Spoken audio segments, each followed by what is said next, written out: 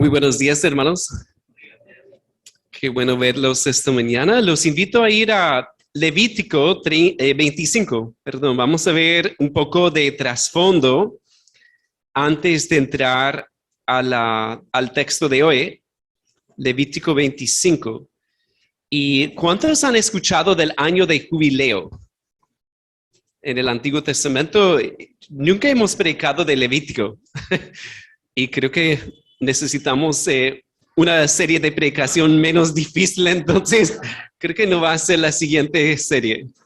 Pero es bueno saber sobre el año de jubileo, y cuando estaba pensando en eso un poco, cuando entendemos ese año era como, bueno, como lo que hacemos cuando el Wi-Fi de la casa no funciona. ¿Qué hacen ustedes?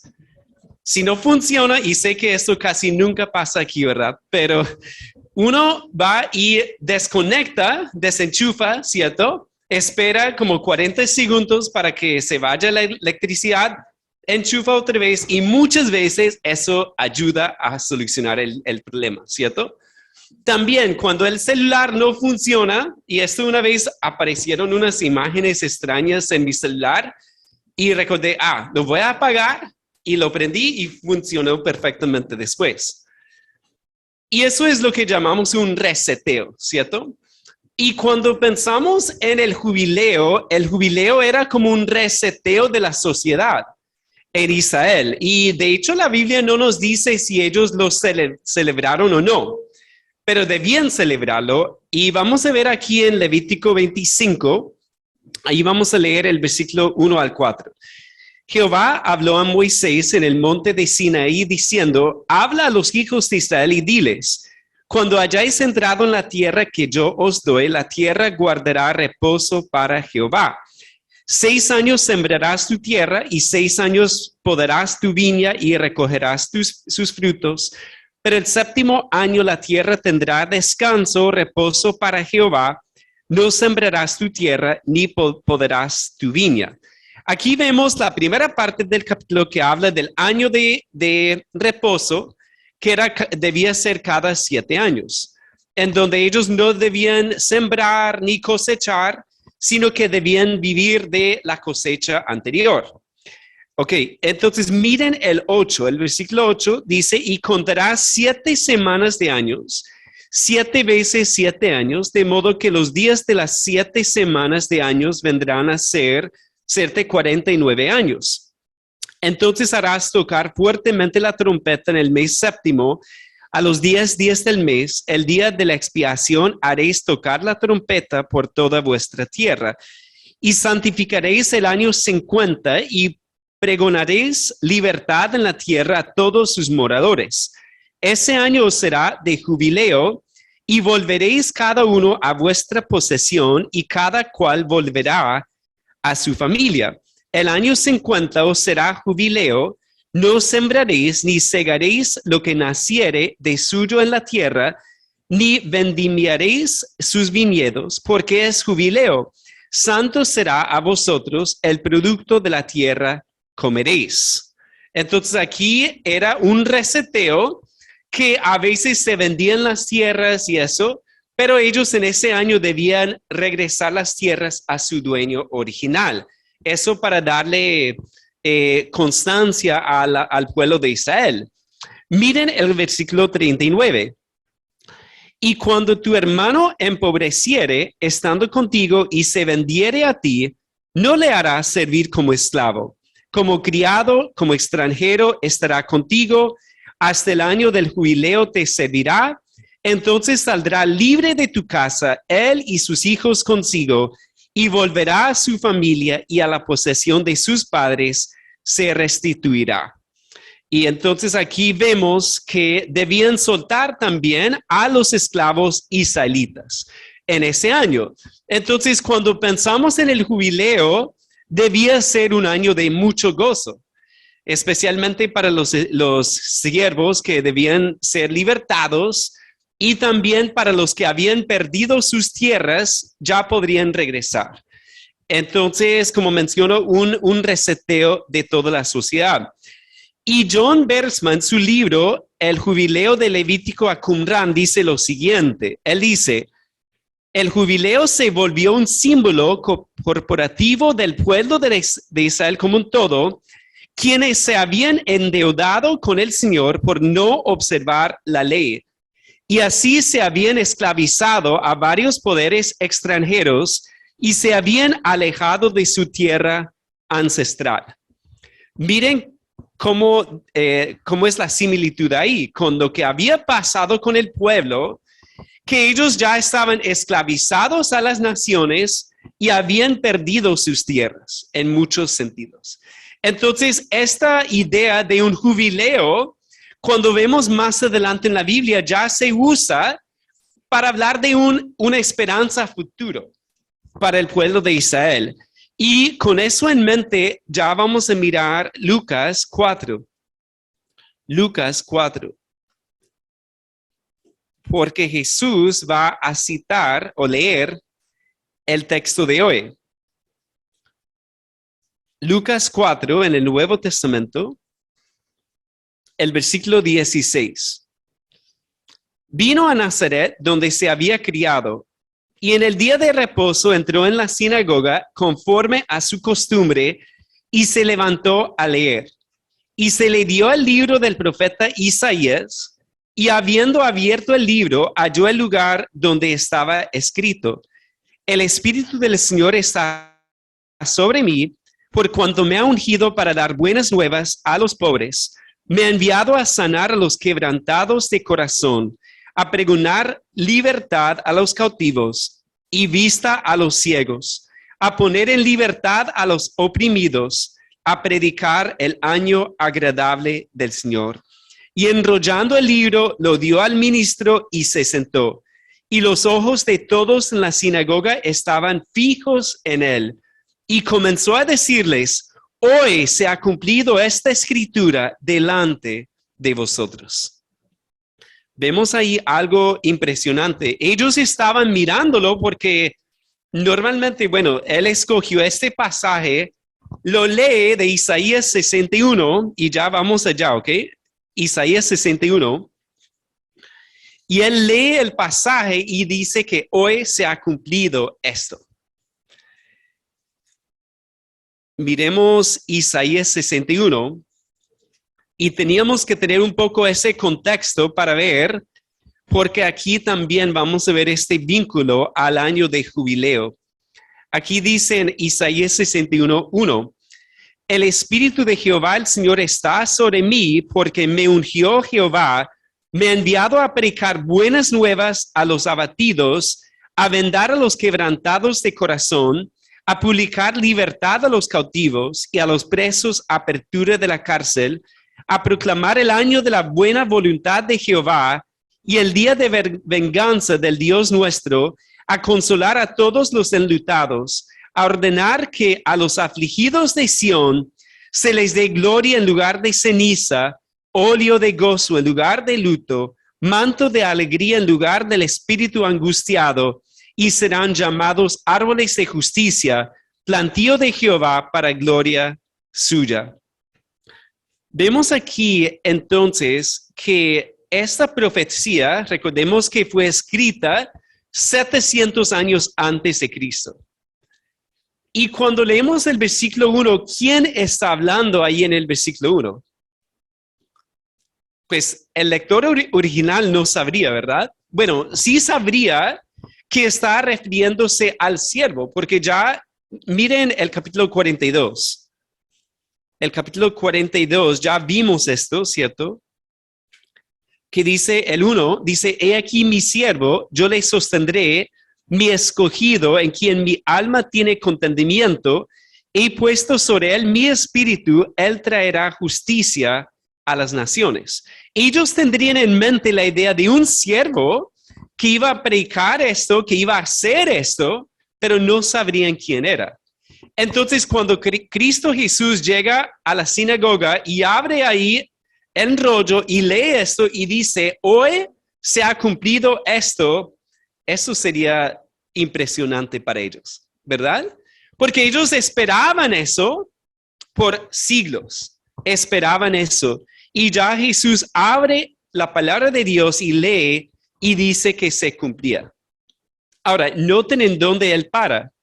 En el capítulo 61, nuevamente, el versículo 2, el versículo dice, a proclamar el año de la buena voluntad de Jehová. ¿Y en dónde para Jesús? Ahí. ¿Y por qué para ahí exactamente? Porque él entendía que vendría otra vez para cumplir la segunda mitad, que es ahí en donde dice, y el día de venganza del Dios nuestro. Porque él vino la primera vez para traer salvación, la segunda vez viene también para salvación, pero también para juicio. Y es por eso que paró ahí, porque no quería dar la idea equivocada. Entonces, cuando vemos, creo que este pasaje aquí en el 61 unifica lo que vamos a ver en el capítulo 60 al 62. Y con el pastor Alfredo estamos mirando cómo organizar todo esto, porque lo que vemos es una mezcla de muchas cosas de esperanza y de juicio, como el título de la serie. Pero cuando vemos eso, vemos aquí que Dios promete un jubileo definitivo. Y tenemos que recordar lo que vimos en Levítico para ver que Cristo es quien trae el jubileo definitivo, un futuro glorioso. Y vamos a ver esta mañana 3 beneficios de este jubileo, si están tomando apuntes. Pero antes de eso, oremos para que el Señor nos ayude. ¿Cuántos estamos cansados esta mañana? Un poco. Necesitamos una ayuda especial, ¿verdad? Yo sé que no todos dormimos tan bien anoche, pero vamos a orar. Padre, queremos pedirte una ayuda especial esta mañana para poder prestar atención a tu palabra, Padre. Y oramos que me ayudes a mí, Padre, a poder comunicar este mensaje de la manera más clara, Padre, con las palabras más precisas. Y oramos que tu Espíritu, Padre, tome tu palabra y nos permita ver el futuro con ojos de fe, Padre, para entender qué es este jubileo definitivo y también, Padre, para ver si nosotros vamos a participar de él o si estamos más bien preparados para juicio. Padre, oramos que tú obres en la vida de cada uno, Padre. Si alguien ha llegado hoy con un corazón quebrantado, oramos que Cristo Jesús ministre a su necesidad hoy, Padre, por tu Espíritu. Y oramos también, Padre, si alguien llega hoy sin conocer al Salvador, que Él pueda salvar en esta mañana, que esa persona pueda reconocer su necesidad para ver esta esperanza gloriosa. Te lo pedimos en el nombre de Jesús. Amén. Bien, hermanos, entonces Dios promete un jubileo definitivo. Y vamos a ver 3 beneficios. El primero lo vamos a ver en el capítulo 60. El capítulo 60. Y aquí comienza el 60 con un versículo muy hermoso. Levántate, resplandece, porque ha venido tu luz y la gloria de Jehová ha nacido sobre ti, porque he aquí que tinieblas cubrirán la tierra y oscuridad las naciones, mas sobre ti amanecerá Jehová y sobre ti será vista su gloria.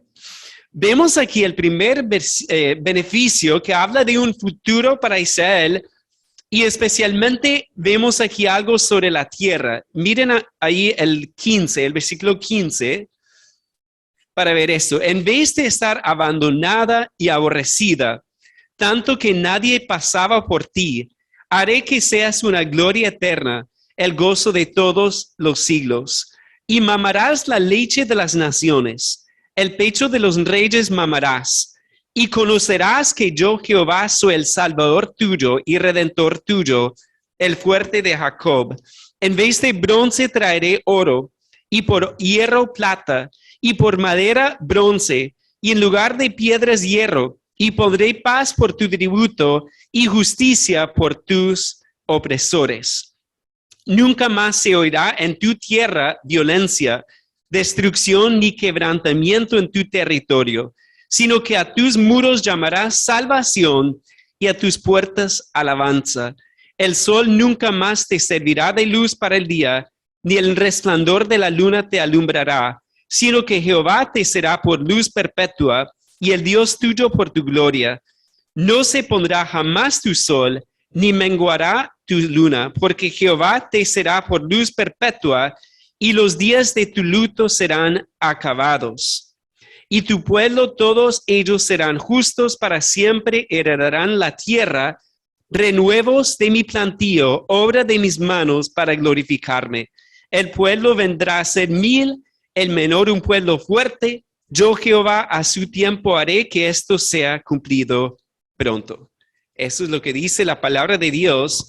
Y vemos ahí que habla varias veces de la tierra que será recuperada.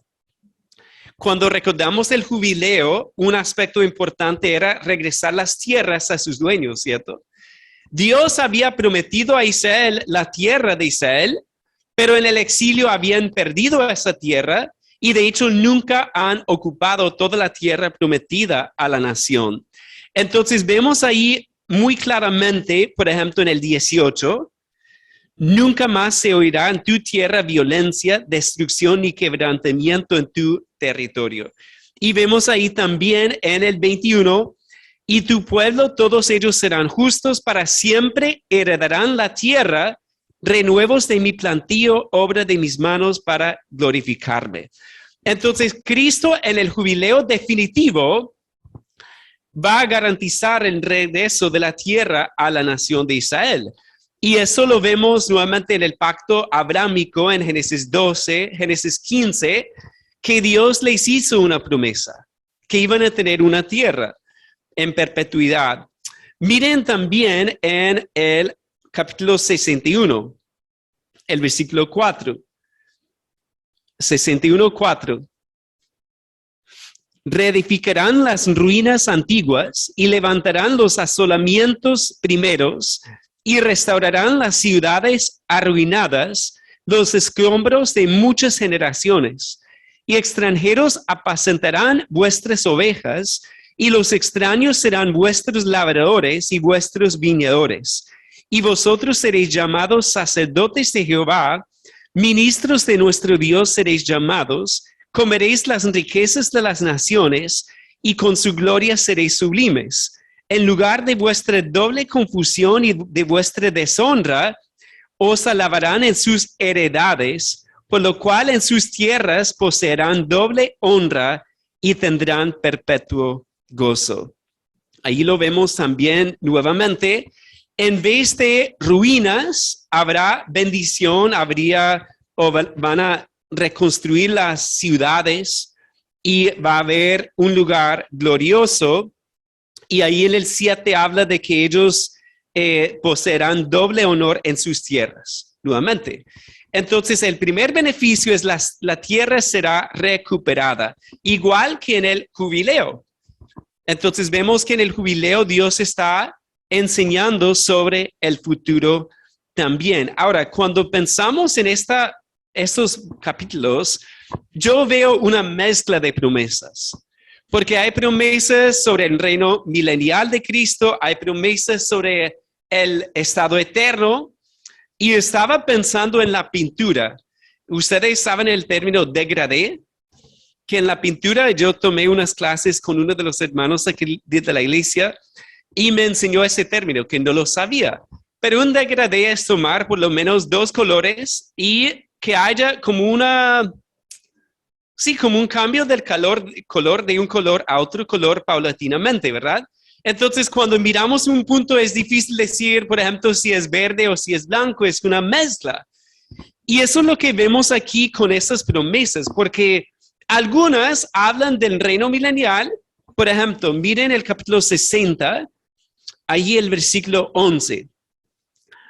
Tus puertas estarán de continuo abiertas, no se cerrarán de día ni de noche, para que a ti sean traídas las riquezas de las naciones y conducidos a ti sus reyes. Que eso suena como Apocalipsis 21, ustedes quizás tienen la referencia cruzada, en donde habla del reino eterno. Pero miren el 12, porque la nación o el reino que no te sirviere perecerá, y del todo será asolado. Eso me suena más como el reino milenial en donde cualquier persona o nación que se levante será aplastada, ¿cierto?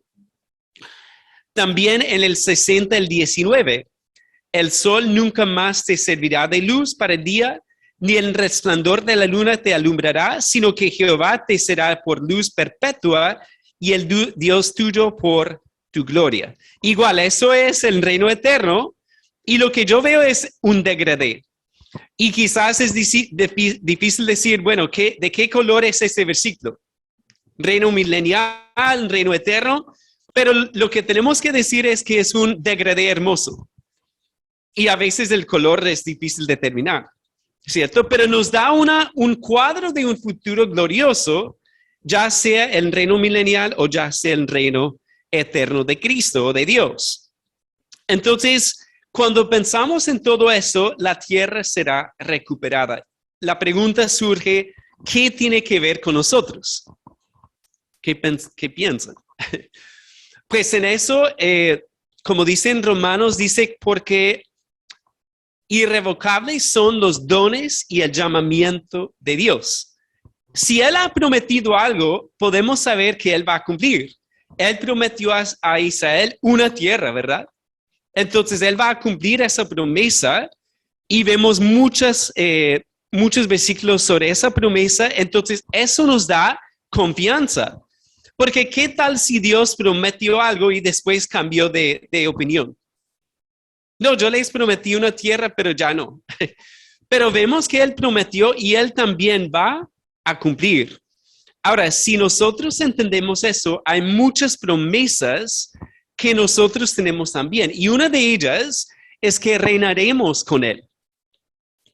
Cuando pensamos en eso, tenemos que, bueno, por eso estoy aprendiendo hebreo, porque quiero estar ahí en Israel, para estar más cerca, ¿no?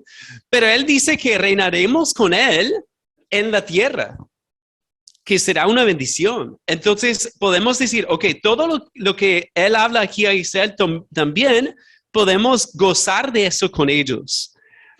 También debe recordarnos que Él es quien establecerá su reino. Notemos aquí, hermanos, que el reino es de Cristo. El reino no es nuestro reino. Y yo creo que les he comentado que leí un libro y después lo presté, que fue un error porque se perdió definitivamente. Pero ese libro hablaba de dos reinos. Decía que hay el reino de Cristo y hay otro reino que es cuando tratamos de construir nosotros un reino nuestro. ¿Será que eso funciona? Para el cristiano tiene que haber un solo reino, ¿cierto? El reino de Cristo. Pero a veces nosotros queremos construir nuestro propio reino pequeño, nuestra fama, nuestra gloria, nuestros deseos, en vez de decir, no, mi reino no importa, el reino de Cristo es el que importa. Y en eso cualquier tentación de recibir la gloria nosotros tenemos que rechazarla, ¿cierto? Me encanta el Salmo 115:1 que dice, no a nosotros, oh Jehová, no a nosotros, sino a tu nombre sea la gloria, por tu misericordia, por tu verdad. Eso es lo que dice, y el salmista lo repite 2 veces, porque es importante. El reino es de Dios, es de Cristo, no es nuestro. Y eso nos debe dar una motivación muy grande en nuestra vida. Miremos ahora el capítulo 61 y les agradezco la paciencia porque estamos viendo varios versículos. El 61:1 para ver el segundo beneficio. El primero, ¿cuál fue? La tierra será recuperada. Eso recordando nuevamente el jubileo definitivo. Miren el 1 del 61. El Espíritu de Jehová el Señor está sobre mí. Bueno, vamos a leerlo todos a una sola voz. Eso ayuda, ¿cierto? Bueno, todos juntos.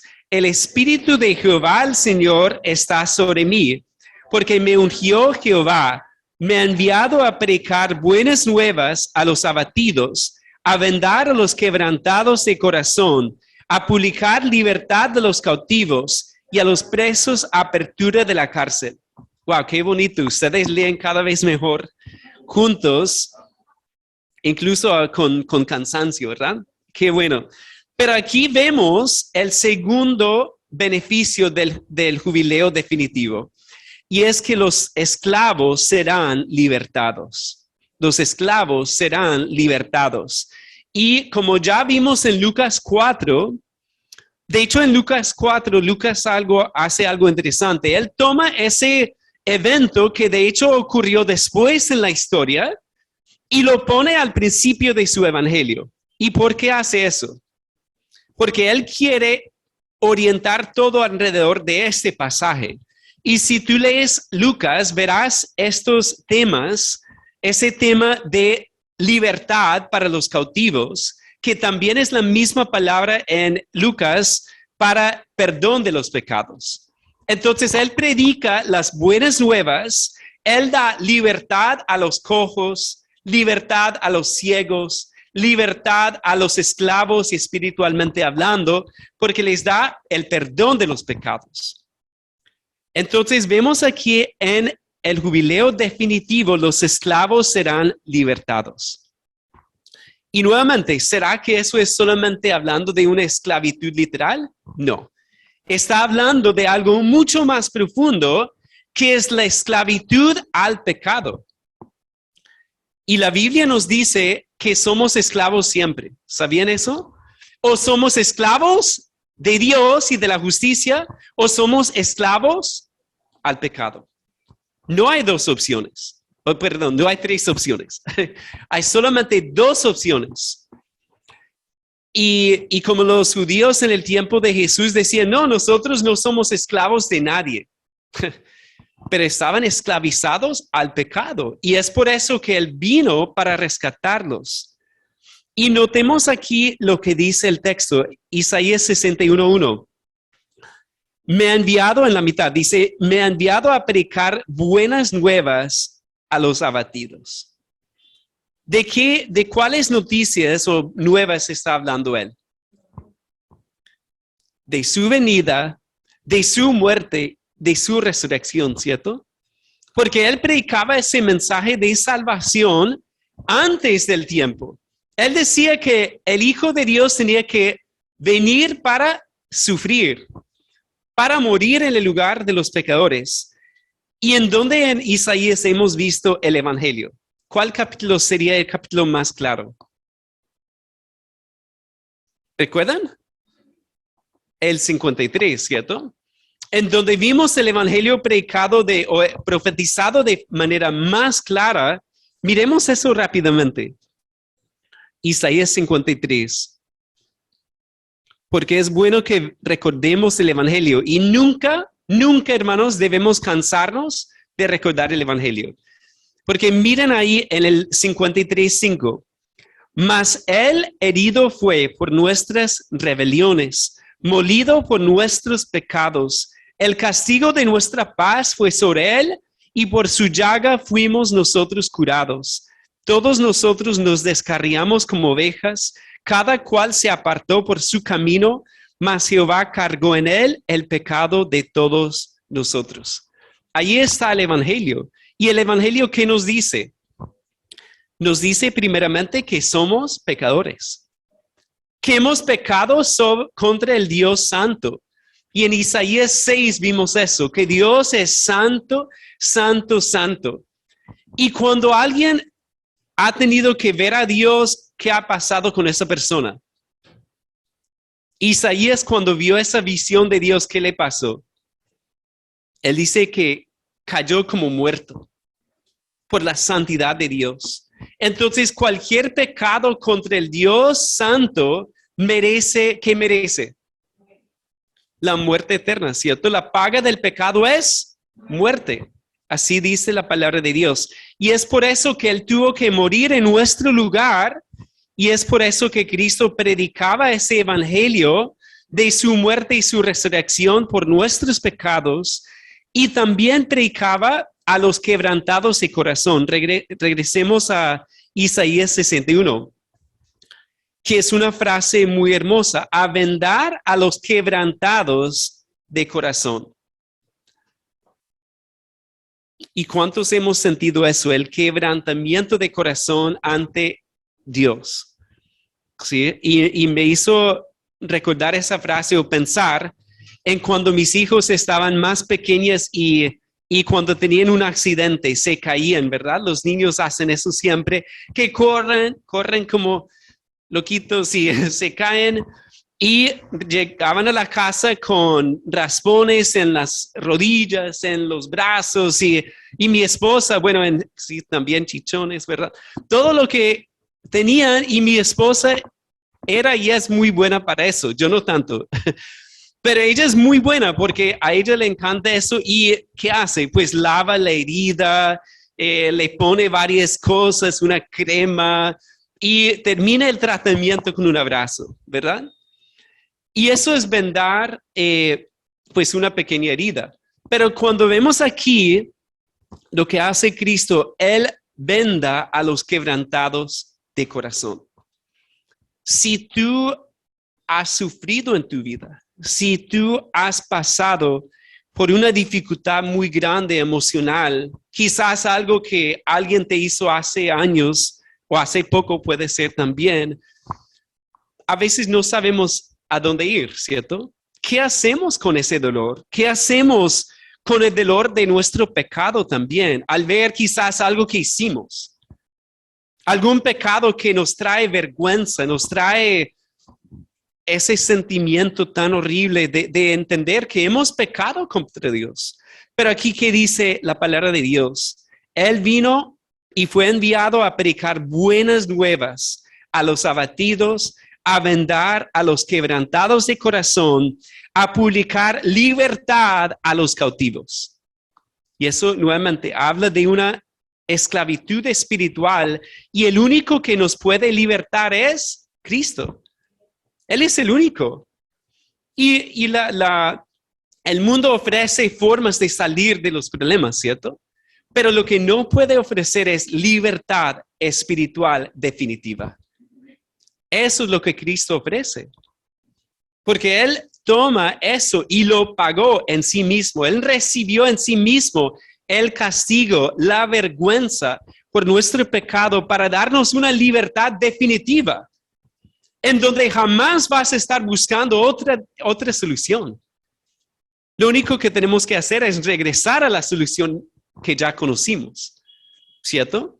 Y es por eso que tenemos que recordar siempre el Evangelio, porque Cristo sufrió por nosotros y Él murió y pagó por todos nuestros pecados para darnos un jubileo definitivo.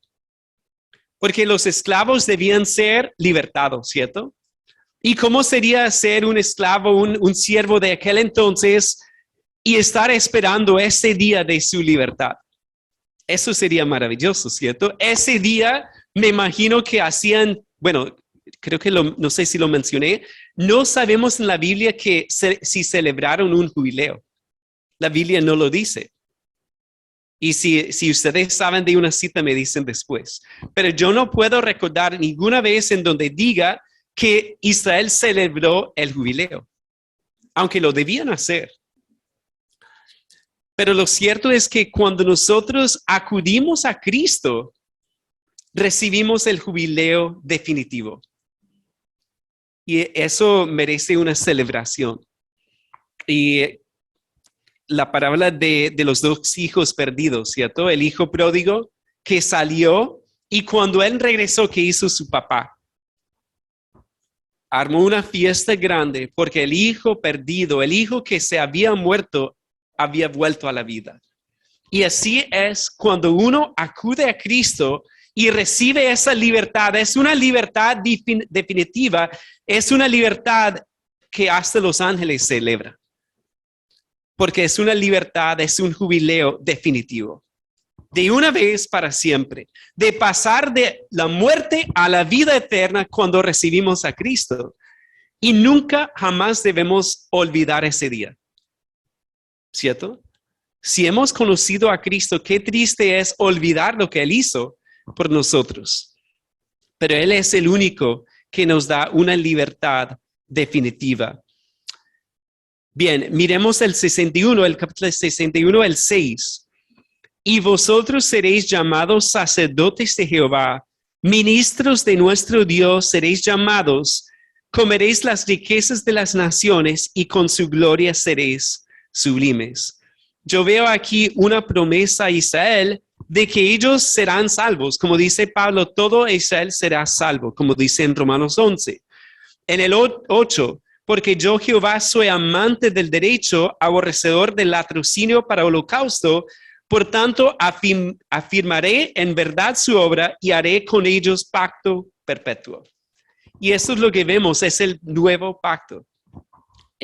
La palabra habla del nuevo pacto en Jeremías 31, habla en Ezequiel 36, Ezequiel 37, y hay promesas para Israel cuando todo Israel será salvo.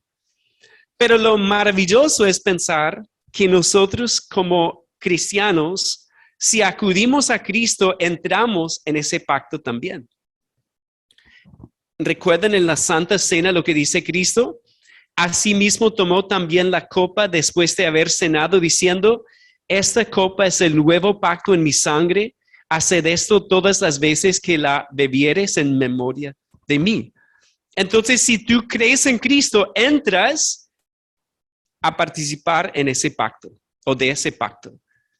Y recibes el perdón de los pecados, la presencia del Espíritu Santo y un futuro glorioso con Cristo. Entonces Dios nos ofrece la libertad de la esclavitud del pecado. Ahora, ¿cómo aplicamos eso, hermanos, a nuestra vida? Pensemos en eso un momento, porque si Cristo nos ha rescatado, ¿cómo debemos vivir? ¿Como esclavos del pecado? No, debemos vivir para Dios, para Él, como sus siervos para su gloria, no esclavos del pecado. También cada uno aquí tiene que pensar si realmente ha acudido a Cristo y ha recibido esta libertad, este perdón de los pecados, que es algo que siempre tenemos que pensar, examinarnos para ver si estamos en Cristo o no. Y una pregunta que ayuda a veces es pensar, si muriera hoy, ¿a dónde iría? Y si tú dices, no, iría donde Cristo, la pregunta es, ¿por qué crees eso? Y ahí puedes quizás encontrar en qué está basada tu fe. Si dices, no, es que yo soy una buena persona, no es así. Si tú dices, no, es que yo vengo a Impacto Bíblico, yo escucho la palabra, tampoco es suficiente, ¿verdad? ¿Qué tienes que decir? Yo he creído en el Hijo de Dios, quien es mi Salvador. Yo merezco la condenación, pero Él murió por mis pecados. Yo fui una oveja descarriada y Él murió por mí y cargó en sí mismo mi pecado, y solo por eso yo soy hijo de Dios. Solo por eso tengo la salvación. No es por ninguna obra nuestra que hayamos hecho, sino por su misericordia y su gracia. Entonces es bueno que cada uno piense en eso. Y siempre oramos, hermanos y amigos, que cada uno piense en su vida. Porque es muy fácil decir, no, ya hice una oración alguna vez, ya en otra iglesia fui al altar adelante y me hicieron una oración, pero la palabra de Dios no habla de eso. La palabra de Dios, ¿de qué habla? De creer en el Señor Jesús, de arrepentirse y creer en Él para ser salvos. Miremos entonces el tercer beneficio. ¿Cuál fue el primero? La tierra será recuperada. ¿Y el segundo? Los esclavos serán libertados. Y miremos el tercero. Que el tercero está en varios lugares. Entonces vamos a retroceder a la predica anterior, el capítulo 59, el 20. Que el pastor Alfredo lo predicó, pero como estaba al final no pudo darle mucho tiempo, ¿verdad? El 20 dice, y vendrá el Redentor a Sión, y a los que se volvieran de la iniquidad en Jacob, dice Jehová. Habla de que vendrá el Redentor. Miren el capítulo 60, el 19. El sol nunca más te servirá de luz para el día, ni el resplandor de la luna te alumbrará, sino que Jehová te será por luz perpetua y el Dios tuyo por tu gloria. No se pondrá jamás tu sol, ni menguará tu luna, porque Jehová te será por luz perpetua y los días de tu luto serán acabados. Ahí habla de la presencia del Señor, ¿cierto? Del Redentor, de Jehová. Y miren el capítulo 62, 11. Al final del pasaje, el 62, 11. He aquí que Jehová hizo huir hasta lo último de la tierra, decir a la hija de Sión, he aquí viene tu Salvador, he aquí su recompensa con él y delante de él su obra. Y para repasar, miren el capítulo 40. El capítulo 40 y ahí el verso 10. He aquí que Jehová el Señor vendrá con poder y su brazo señoreará. He aquí que su recompensa viene con él y su paga delante de su rostro. Entonces, ¿cuál sería el tercer beneficio del jubileo definitivo? El Salvador vendrá. El Salvador vendrá, el Redentor vendrá, Jehová vendrá, como quieran decirlo. Dios estará con nosotros. Dios estará con nosotros, que de hecho es el beneficio más grande. Porque, como dice John Piper, el cielo sin Cristo, ¿qué sería? No sería el cielo. Porque es su presencia con nosotros como nuestra luz. Y yo pienso que la Nueva Jerusalén por eso es de cristal, para que brille más esa luz del Señor, ¿cierto? Porque casi todo es transparente y eso va a ser una luz impresionante y el Salvador vendrá. Ahora, hermanos, ¿por qué Dios enfatiza esto tanto? ¿Por qué lo vemos en Isaías tantas veces? ¿Por qué Isaías es tan largo este libro? Me he preguntado eso. Pero 66 capítulos que hablan de juicio y hablan de esperanza. Y lo cierto es que necesitamos recordar siempre que Él vendrá. Porque ¿cuántos amanecimos esta mañana pensando en eso? Lamentablemente, a veces o muchas veces no pensamos en todo el día que Él puede venir hoy. Pero tenemos que recordar eso. Tenemos que recordar ese beneficio porque el jubileo definitivo no sería definitivo sin la presencia de Jesucristo. Pero lo cierto es que Él viene. Él viene. Y quería leerles un párrafo de James B. Jones. Él escribió un pequeño libro sobre el jubileo y está hablando en ese libro de los jubileos de Israel y escuchen lo que dice.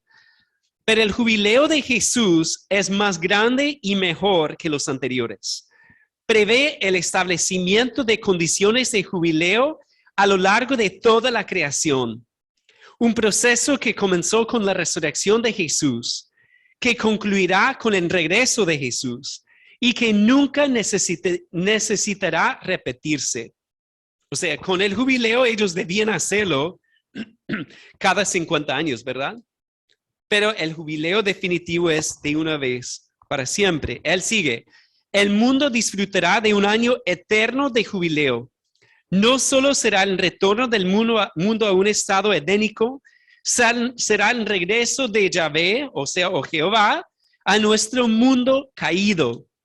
El jubileo de Jesús es literalmente, por lo tanto, el jubileo que pondrá fin a todos los jubileos. El clímax del jubileo de las 70 semanas de Daniel, el regreso del rey y el sonido de la trompeta final, cuando el pueblo de Dios saldrá de la tumba de los 4 ángulos de la tierra y de los atrios de los cielos para reclamar su herencia prometida. De eso se trata el jubileo definitivo. La tierra será restaurada. Los esclavos serán libertados. Y el Salvador vendrá para reinar sobre esta tierra por 1000 años y eternamente. Y nosotros debemos poner nuestra esperanza en Él Porque si la ponemos en otra cosa, hermanos, vamos a terminar defraudados, ¿cierto? Si ponemos la esperanza en cualquier otra cosa. Y es una tentación, porque siempre pensamos en algo, no, si tuviera eso, si pasara aquello,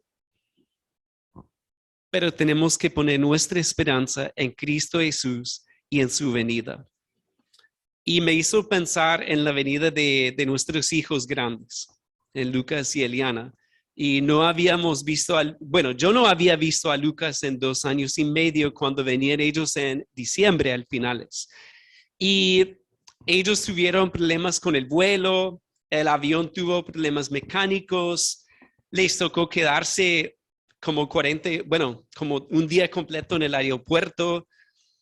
Pero ellos finalmente pudieron llegar o iban a llegar a Cartagena. Me tocó ir a Cartagena, que es un viaje un poco largo en carro, pero se me hizo cortico el viaje. ¿Y por qué? Porque estaba pensando en la venida de mis hijos. Y cuando llegué allá, recibí noticias también, no, que el vuelo está 2 o 3 horas más atrasado. Pero igual, en todo ese tiempo estaba ahí esperando ese momento cuando salieran de ese aeropuerto, ¿cierto? Y estaba pensando cómo se verán, cómo estarán ellos, cómo será este tiempo juntos. Y cuando salieron les di a los dos un abrazo, también a la novia de Lucas. Bueno, eso. Y eso estaba pensando en eso porque cuando uno piensa en la visita de alguien especial así es un gozo, ¿cierto? Alguien que no has visto en mucho tiempo. Me hizo pensar, ¿cuál es la diferencia entre la venida de mis hijos y la de Cristo Jesús? Pues hay unas diferencias. No hemos visto a Jesucristo cara a cara, ¿cierto? Con mis hijos habían cambiado un poco, pero ¿cómo será ver a Cristo cara a cara ese gran día? Velo personalmente, darle un abrazo, no sé qué vamos a hacer cuando lo veamos. Pero lo cierto es que será un gran día. La otra diferencia es que yo sabía más o menos cuándo llegaban. Aunque hasta empecé a dudar de que llegarían o no. Pero con Cristo no sabemos ni el día ni la hora, ¿cierto? Y eso es lo que hace difícil.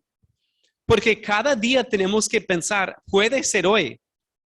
Y los cristianos hemos estado esperando desde su salida, desde su ascensión. Y cada generación debemos pensar que puede ser hoy. Pero eso requiere esperanza y fe, ¿cierto? De recordar que Él viene. Y me encanta, como dice Juan en 1 de Juan 3, dice, amados, ahora somos hijos de Dios y aún no se ha manifestado lo que hemos de ser.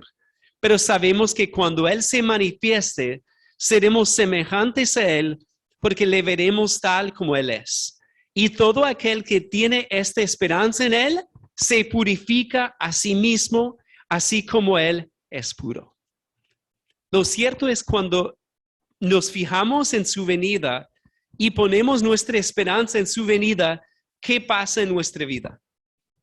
¿Será que tú puedes seguir andando en pecado cuando estás mirando la venida de Cristo? Es muy difícil, ¿cierto? O es imposible.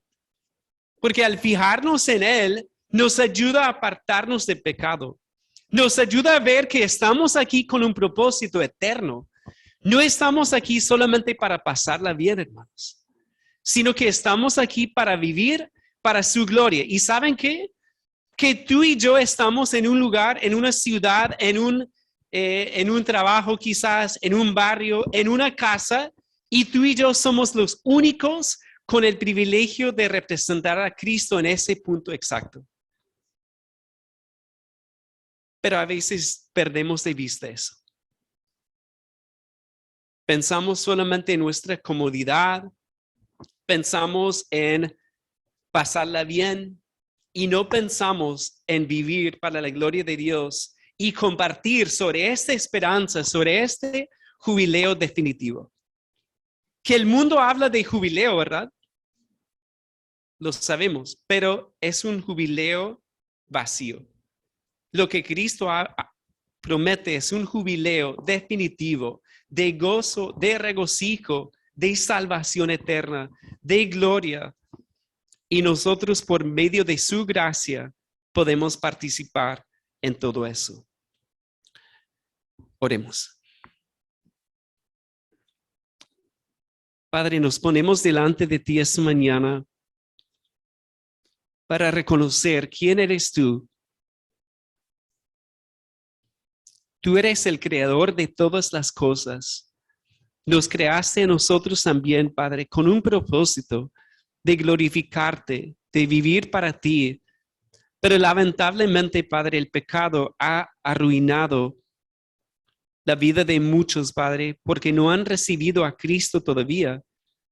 Y Padre, queremos orar hoy que tú obres en la vida de cada uno que escucha esta prédica, Padre. Tú eres el único que conoce el corazón de todos, pero oramos que tu Espíritu Santo examine el corazón de cada uno, Padre, y permita que cada uno pueda reconocer su pecado ante ti. Somos ovejas descarriadas, Padre. Hemos pecado contra ti, pero gracias por Cristo, quien cargó en él el pecado de todos nosotros. Si acudimos a él, Padre, tú nos darás la libertad definitiva, el júbilo definitivo, un futuro glorioso, Padre, y nos darás un propósito también para vivir para ti tu gloria.